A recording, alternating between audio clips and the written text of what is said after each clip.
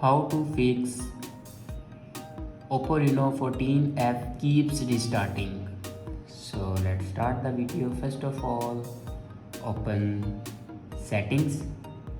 In settings, scroll down and here you can see the option system and update. Now click on it and then click on schedule power on or off.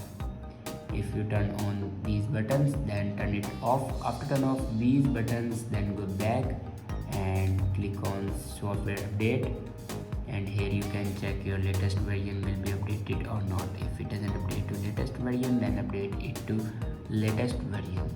After update a latest version, then go back and click on backup and reset and click on reset phone, and here you can see the option erase all data. Now click on it and here enter your password for erase all data. Erase all data basically means factory data reset. It will remove all the data in your device like photos, videos, documents. Everything will be removed in your device. After doing these steps, your problem will be fixed. I hope this video is helpful for you. Thanks for watching.